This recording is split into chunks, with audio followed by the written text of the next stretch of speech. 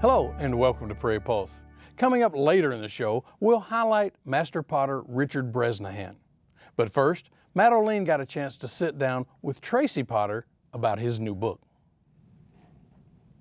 And my guest is a longtime friend of Prairie Public, Tracy Potter, and his new book is Steamboats in Dakota Territory. And Tracy, welcome. Welcome to Prairie Pulse. Nice to see you again. Thanks for having me here, Matt. Just start off by telling folks who aren't familiar your background, where you're from originally, and how you became a historian and your other things that you've done. Well, I'm from Bismarck, is where I'm living. I've been working in heritage tourism for most of my last 25 years, 27 years, and then I retired. And so I'm living in Bismarck with my wife Laura, and I write these books. You were in state government and things like that. I was in the state tourism office for years. I used to actually be a life and health analyst for the state of North Dakota in the insurance department. But this is the era that I like to cover. Is when I was with the state tourism office, they called me the staff historian, and so I'd like to find out what's fun about North Dakota and tell people how to enjoy it. So Steamboats in Dakota Territory. Tell us about the book, why you wrote it, and what it's about. I was solicited to write it by the History Press. They'd seen some of my work and they said, "Would you write a book for us?" And we went back and forth on topics. And I'd just been involved in steamboats because one of the things that I did, I was at the Fort Abraham Lincoln Foundation, and we owned the Missouri riverboat and the Lewis and Clark riverboat on the Missouri. And so I'd done a lot of research on that, and I said, well, how about that? And I find it's in my wheelhouse in that it's about our territory, our region, North Dakota and South Dakota, but also it's about the relationship between American Indians and the conquerors, the invaders, the white people that came. And that has been a topic that has always interested me. I look at it from as many different angles as I can, and particularly try to raise the profile of the Native Americans from being just, they're the Indians, or who are these people, the individual people. And so I salted this book with a lot of their names. How crucial were steamboats in this era? And where were they and what did they do? Well, they were both on the Red and the Missouri. Right. My book is largely about the Missouri. There's a chapter on the Red and also a little tip of the hat to the Mini H on Devil's Lake, when it ran. But mostly it's about the Missouri. And they were critical in terms of, they were transformative. They increased the pace of travel on the Missouri and increased the amount of trade goods that could go upriver to be traded to the Lakota and Dakota, Assiniboine, Mandan, Hidatsa, Arikara. And it increased the amount of the furs and robes, particularly, that could come back downriver.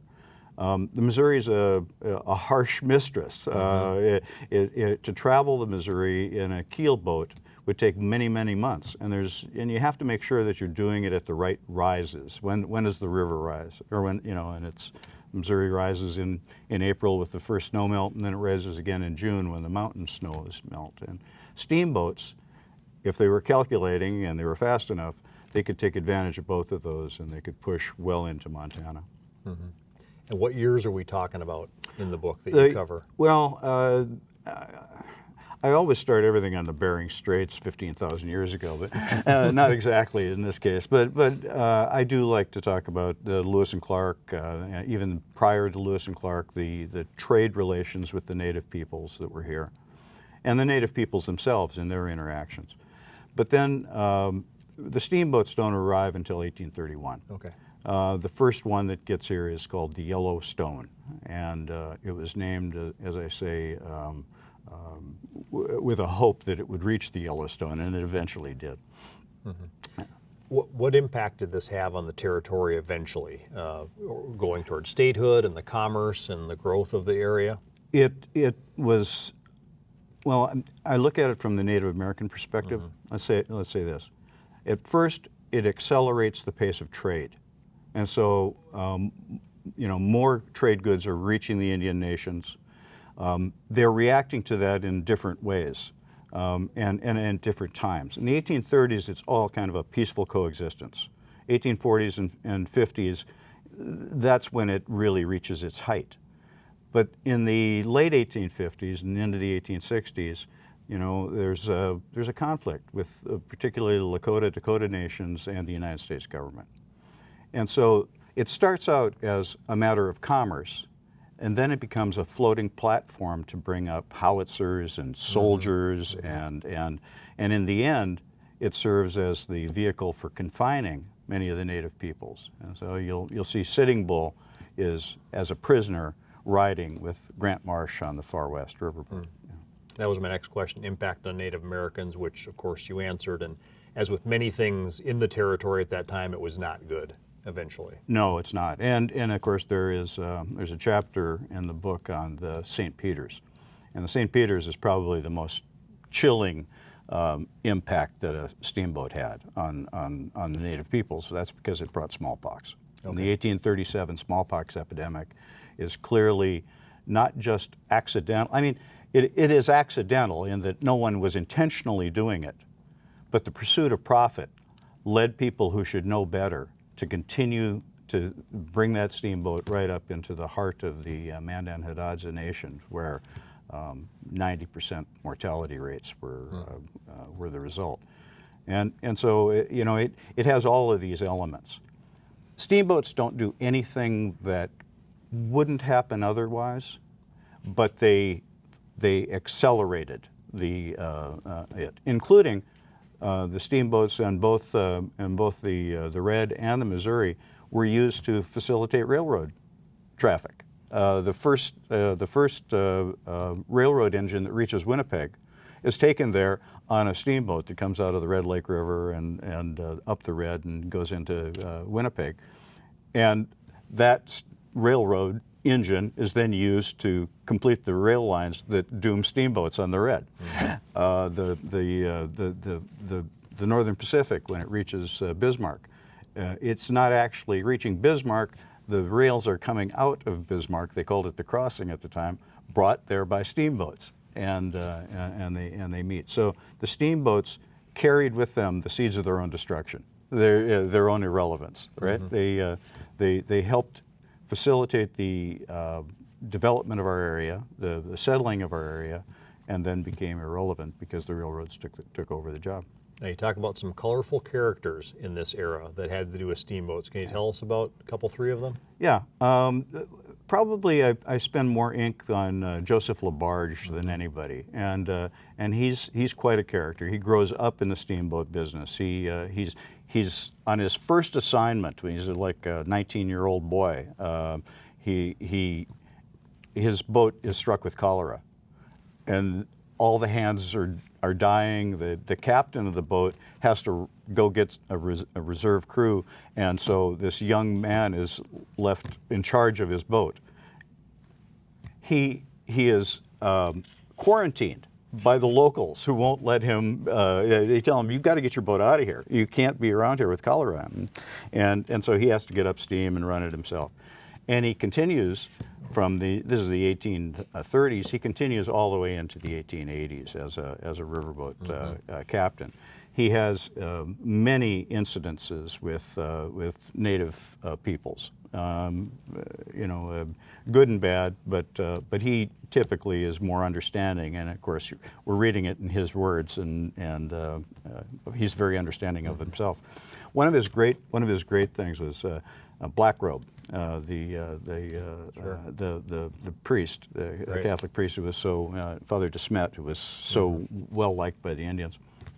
He's riding with LaBarge, and they come to an Arikara village where the Arikara chief wants to meet the Black Robe and says, "We're suffering a terrible drought. Could you come over and pray for rain for us?" And so de Smet goes over there, prays for rain. Thunderstorms come, and everybody's happy, and de Smet goes, "Well, they're going to think I did it." And one of the other characters in the book says to de Smet, "I'll give you 10 horses if you'll give me the secret to what you just did." And he said, "Well, lead a good life and pray hard, he kept his horses.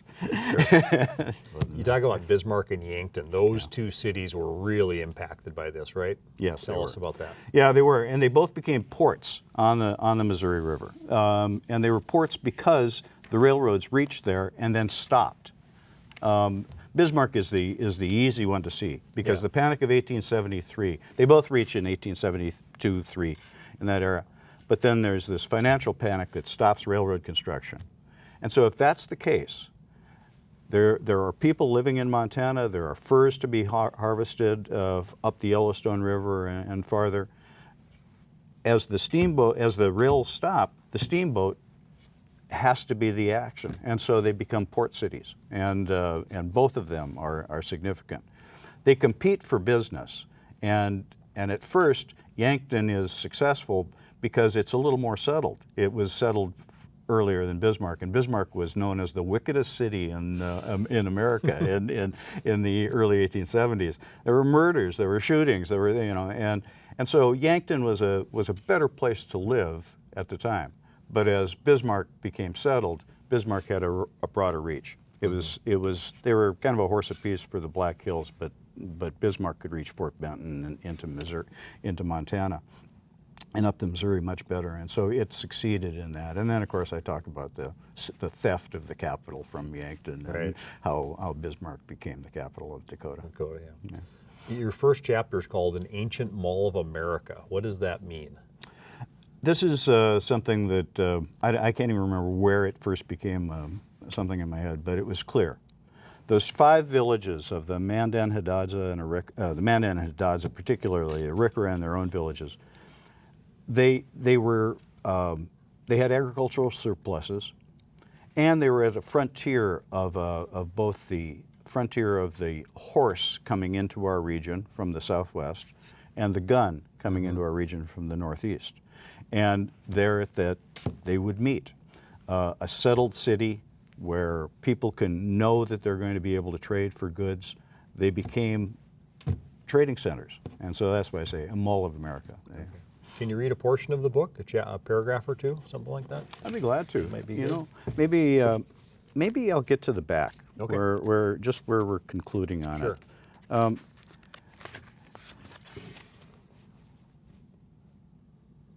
I'll read 2 paragraphs, if you will. For those who care about history, the stories of the steamboat era do one very important thing. They layer our past with complexity. The overriding story of exploitation, conquest, and relocation has periods of friendships, marriages, and mutually profitable commerce interspersing those of military conflict and the confinement of the last free bands of Northern Plains Indians. George Santayana famously said that those who don't remember history are condemned to repeat it. He was wrong. Steamboats won't conduct the fur trade on the Missouri again, whether we remember it or not. History is neither cyclical nor linear, at least not in a predestined or directed way. Voltaire called it a pack of tricks we play upon the dead. Napoleon said it was written by the winners. Churchill was sure it would be kind to him because he intended to write it. What history really provides is instruction on human nature and object lessons on ways people interact and organize their societies. The era of the steamboat in Dakota Territory coincided with great changes in the relations between the cultures of the first people of the region and invaders from the United States. The story of the steamboats and the men of the steamboats is a lens through which we see the struggle that the first people faced and the effect of the inexorable occupation of the region by the invaders.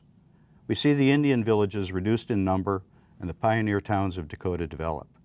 The men who rowed and piloted the steamboats chronicled all those changes. They told the stories. A lot of research for this book, Tracy. I assume you got some help from organizations and people? The state library was particularly useful, the state archives as well, and I have the advantage of living 5 blocks away, you know, and so that became great. But also the University of Wisconsin La Crosse, great photo archives, and the cover image. This is a great painting of the riverboat Assiniboine showing up at Fort Union, and it kind of tells all the stories that I want. And I saw it, I pursued it. Lord Hever of Astor in England, a member of the House of Lords, owns this. Wow. I had to contact him and ask for permission, and through his associate, I was able to receive that. But where was I going to find the original? It turns out my neighbor, Darrell Dorgan, had it. Not the original, but he had the artist's proof, and was willing to lend it to me. And so, you know, anything like this, films, books, anything, it's all becomes a collaboration.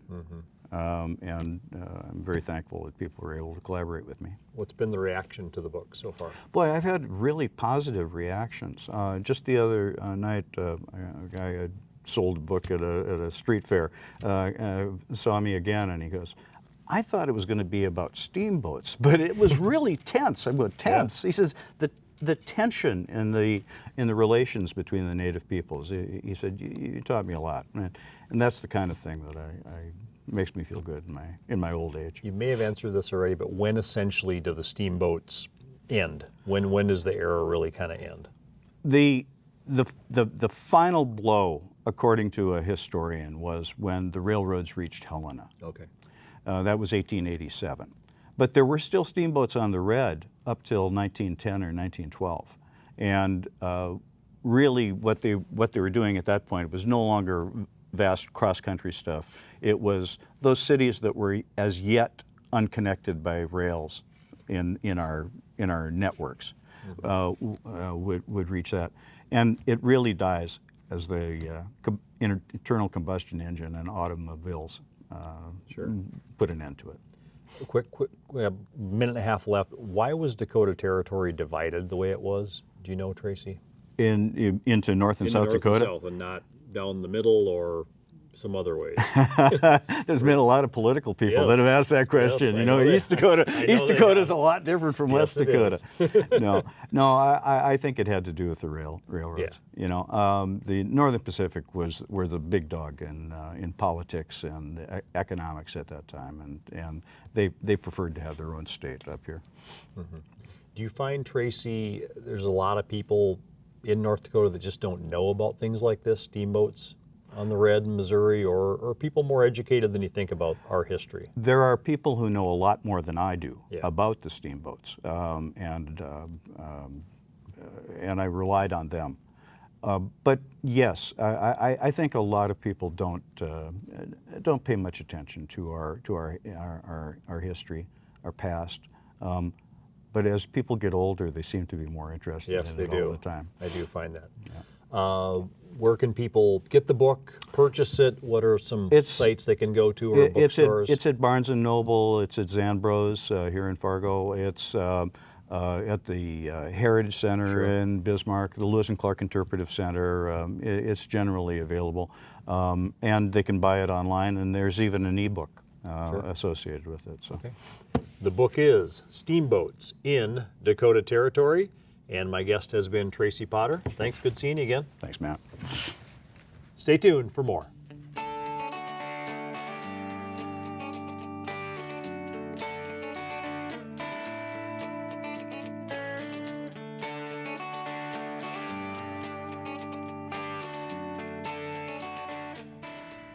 After spending nearly 4 years in Japan as an apprentice for the Nakazato family, RIchard Bresnahan returned to St. John's University with a wealth of pottery knowledge and skills. He set up a completely indigenous pottery studio, including the largest wood-firing kiln of its kind in North America.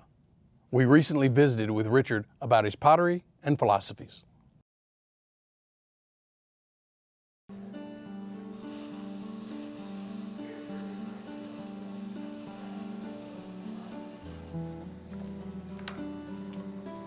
When you're becoming an artist, especially working in a clay material, you're having what we call shiaji. Shi means clay, aji means taste. You're learning the taste of the clay. And so that's a metaphor for you're taking in your exterior environment into your interior environment. You're developing a spirituality to your material.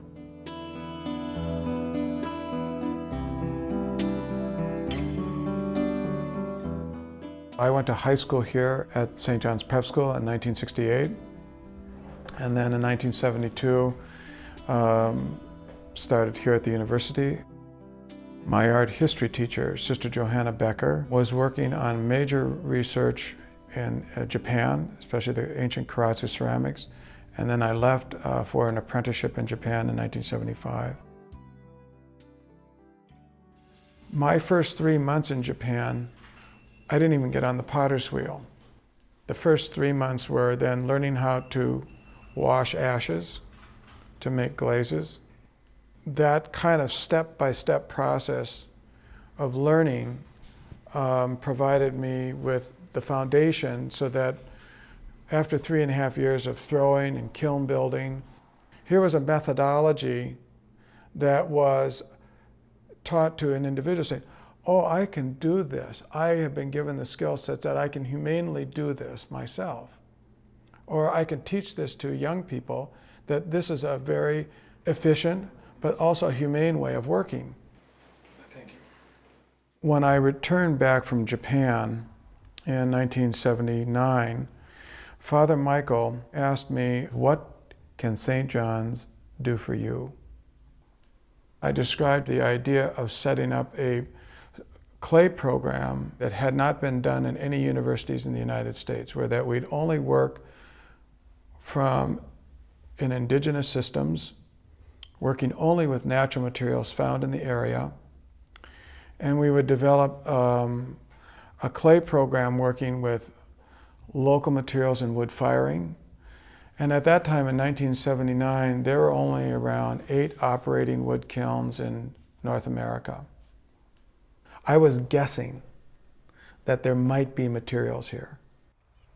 Francis Schillinger, who was taking his children out on a 4-H project to find crystals, found the clay deposit in a road cut bed in Collegeville Township.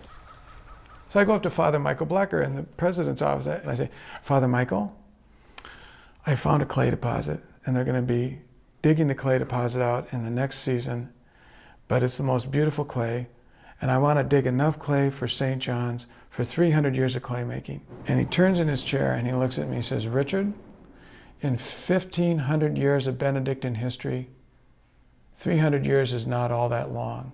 I trust what you're doing. I'm very interested in functionalism, because one of the things, if you know that you're making something from a material that's 144 million years old, it's a little laser light of time. From 144 million years, you've changed the material and you've fired it, and it's forever changed. That's a great responsibility. You're taking something and you're changing it forever. You know, we name our children after people who have saved your life, or you've admired them, or they're very important in your life. Well, Sister Johanna saved my life as a teacher, and she became an important mentor and a colleague, and I was her student. It takes about 12,000 pieces to fire the kiln. Big pieces, small pieces. It takes a year and a half of making pieces. These are all getting ready for the 12th firing. It takes 7 weeks of loading, 10 days of firing, a week of cooling, a week of unloading, 9 months of cleaning. It doesn't fit an academic system. You can't all of a sudden make something and get a grade. It doesn't fit a commercial market at all. So why is this system so important? It's the best ecological and energy model,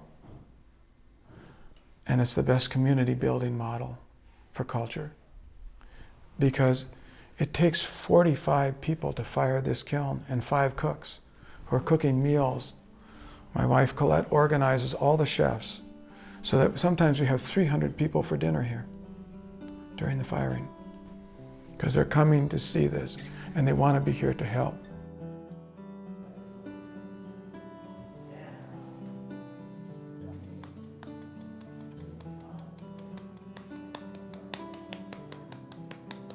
I am certain that the clay we wash, the materials we get, are the purest, so that I can rest easy at night that what I make for human beings is not only safe, but it can last 100 years and you can hand it down generationally.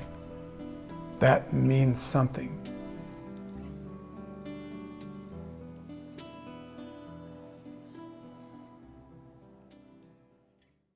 Well, that's all we have on Prairie Pulse for this week, but as always, thanks for watching.